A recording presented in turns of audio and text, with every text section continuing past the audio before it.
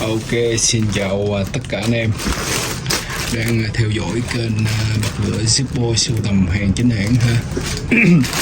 Thì ngày hôm nay có một cái lô hàng mới về ha. Thì đây là một cái video chia sẻ khui hàng nha. Còn cái này thì em không có báo giá nha anh em. Báo giá thì sẽ có những cái video sau ha. Đây là hàng vừa bên nước ngoài về nên là em khui hàng quay trực tiếp cho anh em xem luôn ha. Ngày hôm nay thì chắc cũng khoảng mười mấy kiện hàng.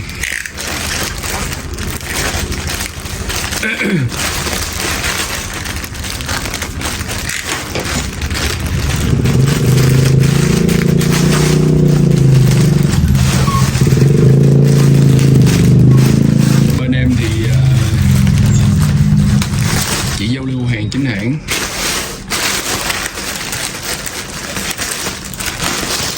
Anh em mình có nhu cầu giao lưu bật lửa Zippo chính hãng thì cứ liên hệ với Cường nha. Số điện thoại cho em có ghi màn hình. Địa chỉ thì địa chỉ của em là khu vực chợ Thạch Đà, Gò Vấp, thành phố Hồ Chí Minh. Anh em mà nếu mà ghé qua bên em thì gọi cho em nha, em chỉ đường cho nó dễ. Bởi vì em đưa số nhà anh em chạy nó hơi rối.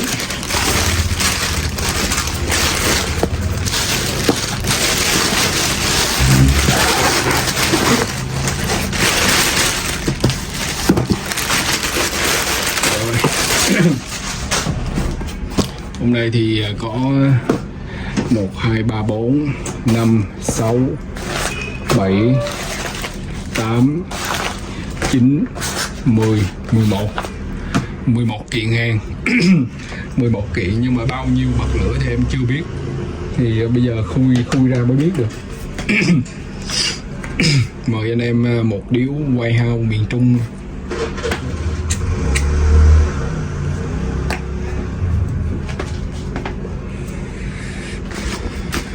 Ngoài những cái sản phẩm mà em khui ở đây thì bên em còn rất là nhiều dòng Zippo xưa anh em chơi sưu tầm nha, rất nhiều nha anh em. Hàng xưa hay là hàng chu niên hay là hàng chrome hay là hàng brass thì nói chung là bên em có dường như là đầy đủ. Anh em mình nhớ đăng ký kênh ủng hộ em nha. Wow, mở màn là một em mạ vàng. Tuy nhiên thì em này đã xài rồi nha, mạ vàng. Mạ vàng đã xài rồi nha.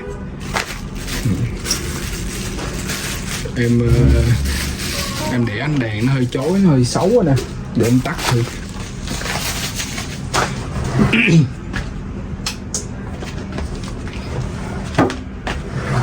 Không biết tắt là anh em thấy được không nè. Tắt nó hơi tối nha, hơi tối nhưng mà em nghĩ là sẽ ổn hơn, cái màu nó không bị chói. Rồi đây, hơi tối anh em thông cảm nha.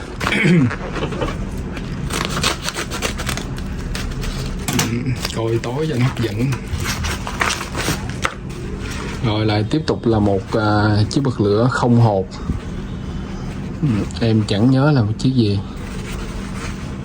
Cái gì đây? Wow, một em thuyền bồn nha.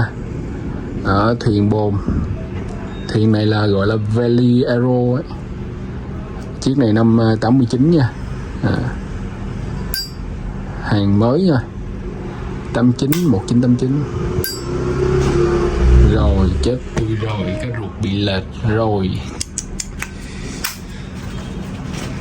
Sao mấy nay khui hàng bị lệch ruột hoài vậy ta.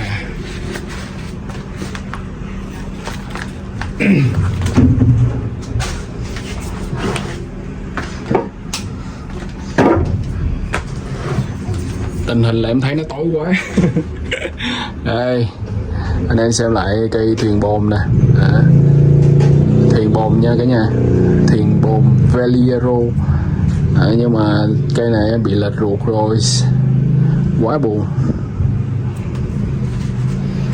Mấy này bị khui hàng bị lệch ruột hoài luôn á.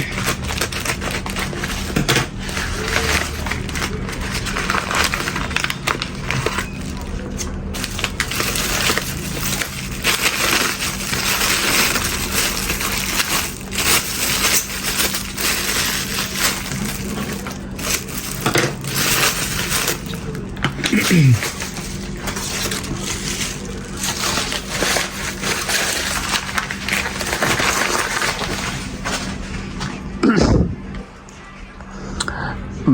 em copper nha, copper nha anh em, copper là đồng đỏ đấy.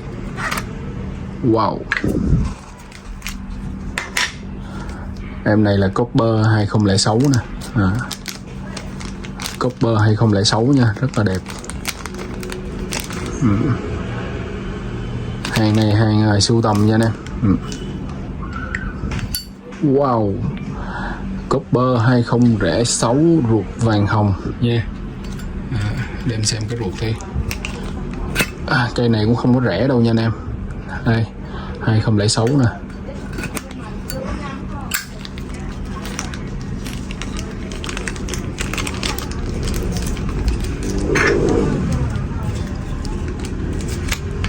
Đấy.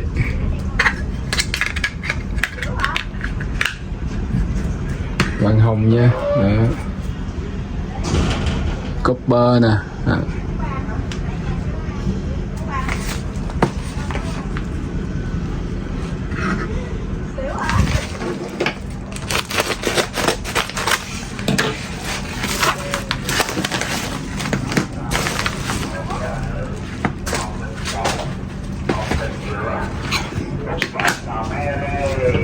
Này nó buộc kỹ ghê luôn. Buộc về là dễ bị rồi.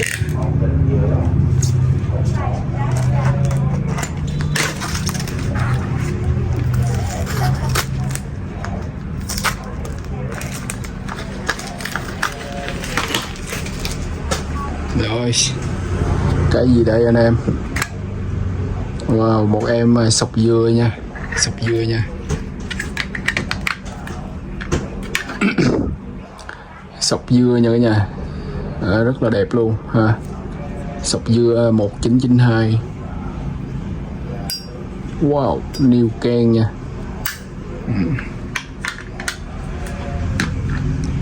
Rồi ở đây là một em La Mã. Wow, chủ đề emblem, chiếc bật lửa Zippo đang mở nắp. Chiếc này mới nha. Hàng mới nha.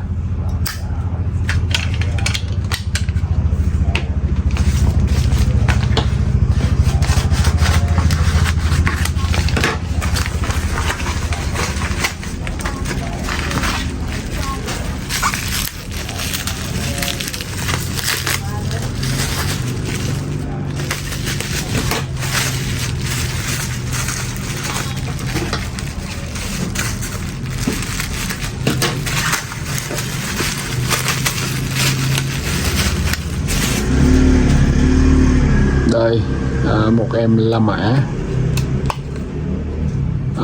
chủ đề quân sự hoàng gia nha, chủ đề quân sự hoàng gia rất là đẹp. Em này thì năm 92 92 nha.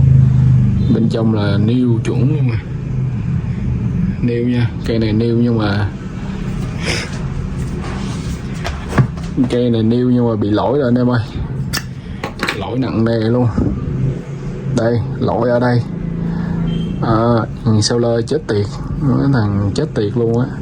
Nó đưa cái máy đánh nhám nè, nó đưa vô bên trong nó đánh nè. Trời ơi, lủng luôn cái jeep.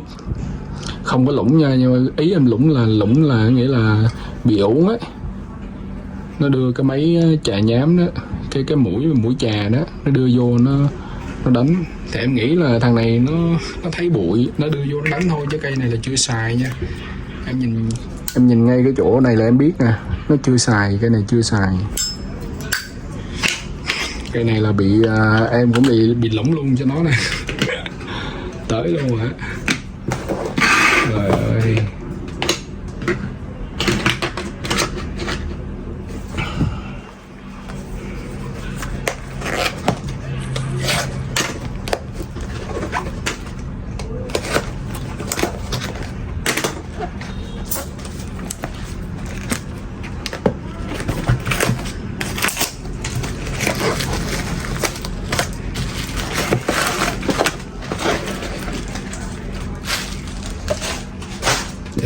đây toàn mấy cây hàng không hộp không.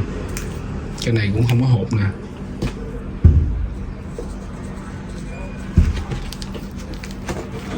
Nó quán khó mở ghê. Đây, tàu chiến 77 nha, tàu chiến 77. Một em tàu 77, hàng mới, hàng new nha.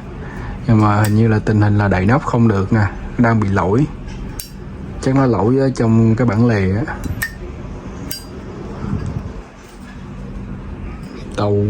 Tàu nhưng mà là hai mặt luôn nha, 1, 2, full nắp mà hai mặt.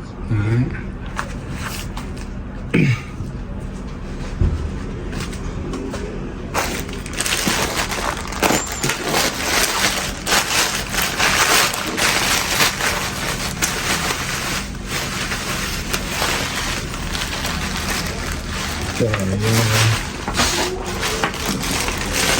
này ve chai anh em ơi.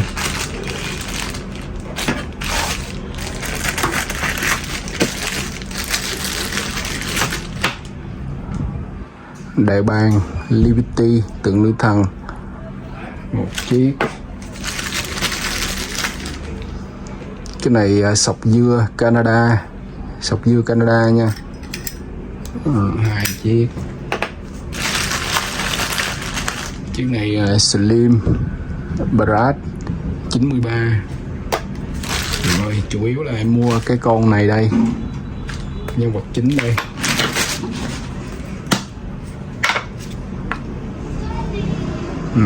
Nhân vật chính là đây. Con này con gì đây ta, con báo quá ta, nhìn giống con báo ghê. Năm 98 nha, rất là đẹp nha anh em. Hàng emblem, một cái dòng Zippo phải nói là giá trị.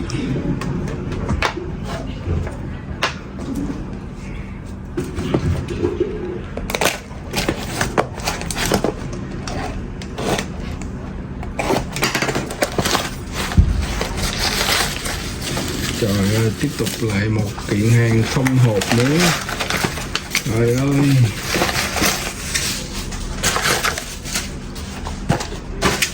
ngày hôm nay là toàn là mấy cái bật lửa không hộp không.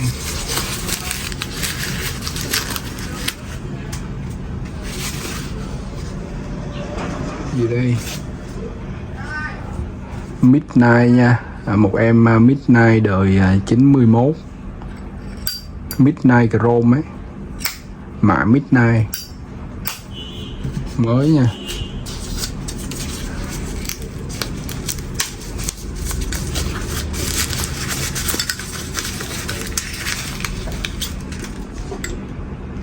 Rồi một em màu này cũng lạ nè, 2002 nè. Màu rất là lạ nha.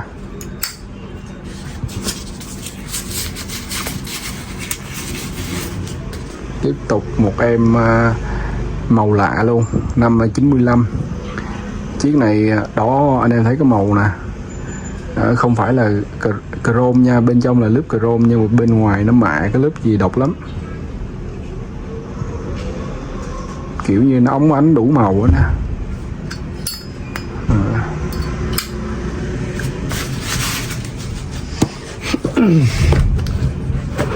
Sớm giờ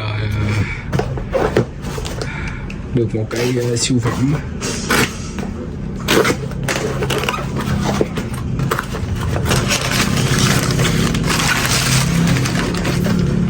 Cái gì đây? Rồi một em Zippo Canada Slim nha, Slim nè, cái hộp của dòng Canada nè. Đó, full hộp.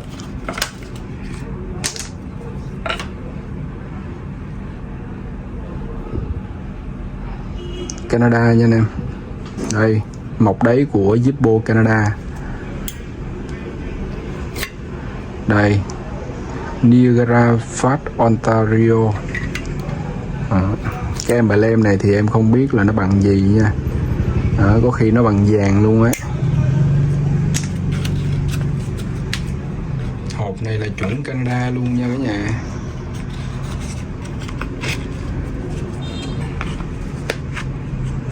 Hộp chuẩn Canada nha. Giấy nè, giấy của dòng thằng Zippo Canada nè, Canada Limited ở cục Niagara nè, thấy không? Chuẩn từ trong ra ngoài. Slim Canada. Rồi kiện hàng cuối cùng đây.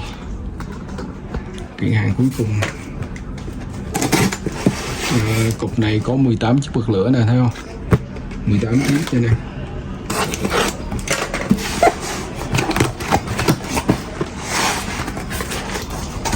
Đây là 18 chiếc bật lửa. Trời ơi. Chủ đề tàu chiến quân sự. Nó gối thấy thương. Rồi một cái đã bị nứt. Rồi ơi. Thiệt chứ. Đây, tàu chiến nha. Em này tàu 599 nè, tàu sân bay nè. Tàu sân bay 599 hai mặt nè.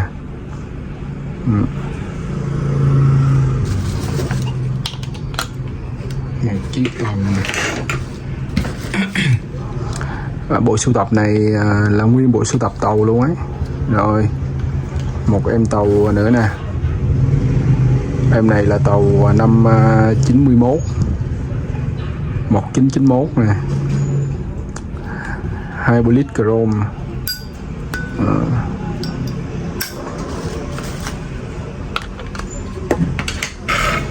Hai chiếc nè.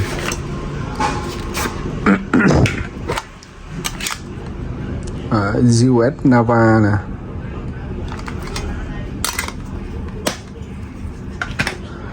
Cái này cũng là như là tàu của ta. Năm 85 1985 nha.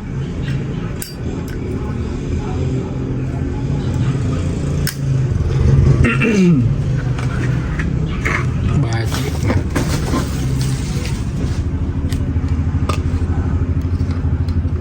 Chủ đề hình như là cái gì liên quan đến súng hay sao á. Đây quyền mang giữ vũ khí nè.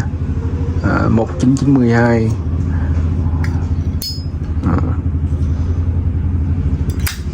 Quyền mà được mang và giữ vũ khí thì chỉ có ở bên nước ngoài thôi, chứ ở Việt Nam mà chưa có. Và ở Việt Nam là tự phát thôi. Rồi một chiếc tàu nữa nè. Nói chung là nguyên cái lô này là tàu không à. Cũng lâu lắm mới mua được một cái lô tàu như thế này nha. Đó, hai mặt luôn. Tàu này là tàu cảnh sát biển, tàu tuần dương hay sao á. Rồi đây là một chiếc tàu sân bay năm 95, nêu mà nó bụi bặm gì đâu.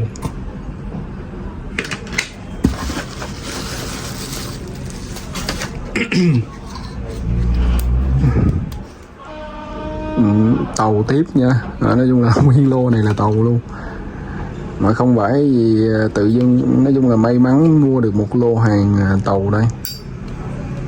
Cũng lâu rồi không có mua được tàu nhiều.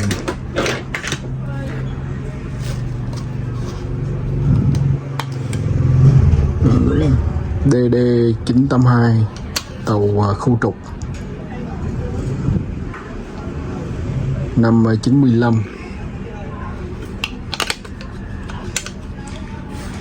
Đây là hàng mới hết nha anh em. Wow, một chiếc CV66 nè. Chiếc này đẹp quá. Nó đẹp là ở cái chỗ là chrome phay xước không đổ sơn á, năm 94 nè.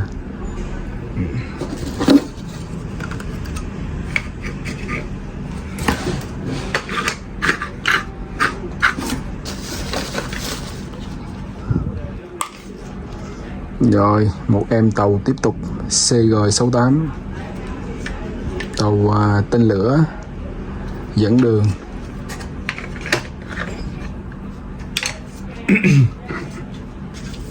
Hey.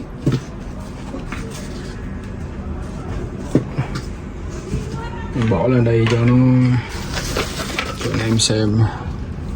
Rồi tiếp tục một em tàu nữa, FFG15. Nguyên cái bộ sưu tập này là hàng La Mã hết đó, hàng La Mã hết. La Mã với lại thập niên 80.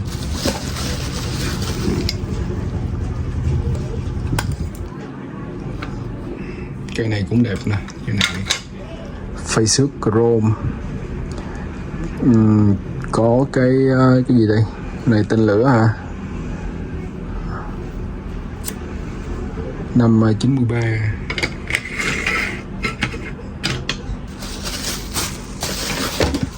Lô này em mua hình như là em nhớ là đúng rồi 18 chiếc. CV66 nè, hai mặt nè, năm 1988 88 nha. Bên nước ngoài, tụi bên nước ngoài nó không có bảo bọc như ở Việt Nam mình. Nó không có lâu chùi.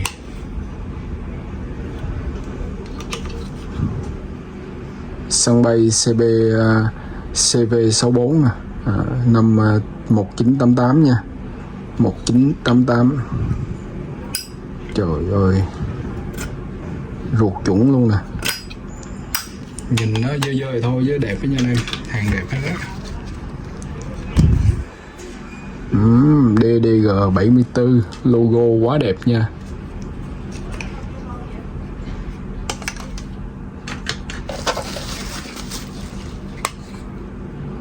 Tàu sân bay tên tổng thống Roosevelt,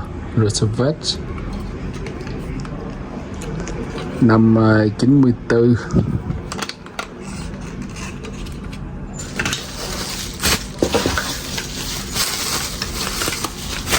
Hai chiếc cuối cùng rồi, hết rồi anh em. Đây chủ đề. Cái này là chủ đề kỷ niệm 100 năm. 100 năm gì đây ta? Kỷ niệm 100 năm chủ đề cựu chiến binh 100 năm. Trời ơi, anh em nhìn bên đó nó để bụi bặm đến mức độ mà nó đóng băng luôn á. Nói chung là đây, giờ em chùi nhẹ cho anh em xem nha.